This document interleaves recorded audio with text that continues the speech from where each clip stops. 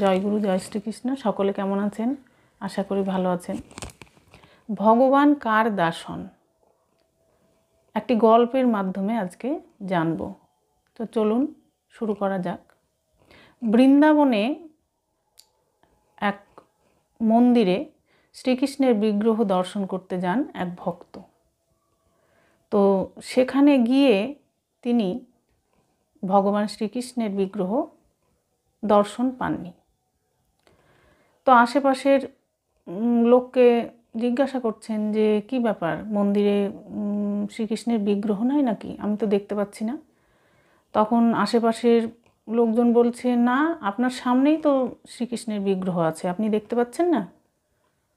তো সেই ভক্ত বলছে যে না, আমি তো দেখতে পাচ্ছি না। তো তিনি তারপরে বাড়ি চলে গেলেন। তার পরের দিনও এইভাবে এসছেন। তো এসে সেই একই রকম সেই মন্দিরে এসে কোনো বিগ্রহই তিনি দেখতে পাচ্ছেন না ভগবানের। তো আবারও তিনি জিজ্ঞাসা করলেন পাশের লোকজনদের, তো তারাও সেই একই উত্তর দিলেন। এইভাবে তার পরের দিন আবার আসলেন, সেই একই ঘটনা তার সঙ্গে আবারও ঘটল। তিনি কিন্তু ভগবান শ্রীকৃষ্ণের বিগ্রহ দর্শন করতে পারলেন না। তখন সেই ভক্তের মনে খুব দুঃখ হলো যে সবাই ভগবান শ্রীকৃষ্ণের বিগ্রহ দর্শন করতে পারছে, কিন্তু আমি পাচ্ছি না, তাহলে আমি নিশ্চয়ই খুব পাপী। তাই আমার বেঁচে থেকে আর লাভ নাই, আমার মৃত্যুই শ্রেয়। এই বলে তিনি যমুনার দিকে যেতে শুরু করলেন। তো যমুনার পাড়ে এক কুষ্ঠরোগী ছিল। তো সেই কুষ্ঠরোগীকে ভগবান স্বপ্ন দিয়ে বললেন যে একটু পরেই এক ভক্ত এখানে আসবে, তুমি সেই ভক্তের চরণকে জড়িয়ে ধরবে আর বলবে যে আমার কুষ্ঠরোগ ভালো করে দাও, তাহলেই দেখবে যে তার কৃপায় তোমার কুষ্ঠরোগ ভালো হয়ে গেছে। তো সেই কুষ্ঠরোগী ঘুম ভেঙে গেল। ঘুম ভেঙে তখন সে অপেক্ষা করতে লাগলো যে ভগবান বলেছেন এক্ষুনি এক ভক্ত আসবে। রাস্তার দিকে তাকিয়ে আছেন। তারপর দেখলেন যে একজন সেখানে এলো। তো সঙ্গে সঙ্গে সেই কুষ্ঠরোগী কী করলো, সেই ভক্তের পাকে চেপে ধরলো। চেপে ধরে তখন বলতে লাগলো যে হে প্রভু, তুমি আমার কুষ্ঠরোগ সারিয়ে দাও।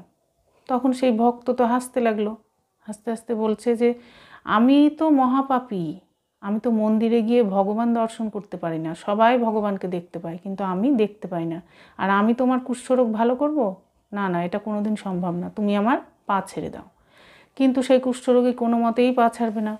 একভাবে বলেই যায় যে না, আপনি অন্তত একবার যদি বলেন যে কুষ্ঠরোগ ভালো হয়ে যাক, তাহলেই কিন্তু আমার কুষ্ঠরোগ ভালো হয়ে যাবে।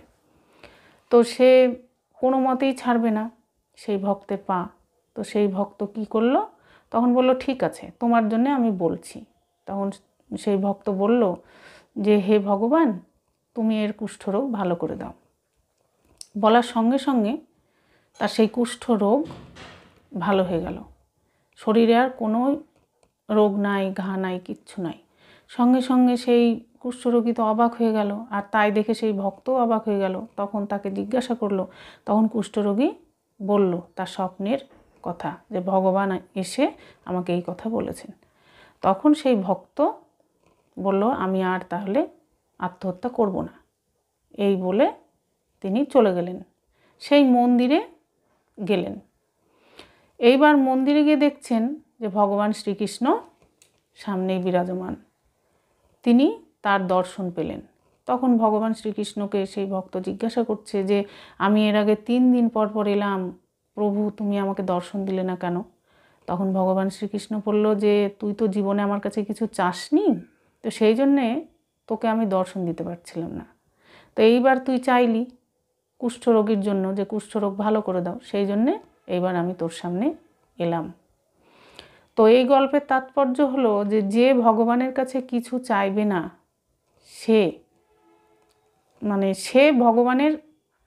ভগবান তার দাস হয়ে যাবে। এই গল্পের তাৎপর্য হলো এইটাই। তো হনুমান প্রভু শ্রী রামচন্দ্রের কাছে কোনোদিন কিছু চায়নি, শুধু সেবাই করে গিয়েছেন। তাই প্রভু শ্রী রামচন্দ্র হনুমানের দাসত্ব স্বীকার করেছিলেন। তো আজকে এই পর্যন্তই, দেখা হবে পরের ভিডিওতে। সকলে ভালো থাকুন, সুস্থ থাকুন। জয় গুরু, জয় শ্রীকৃষ্ণ।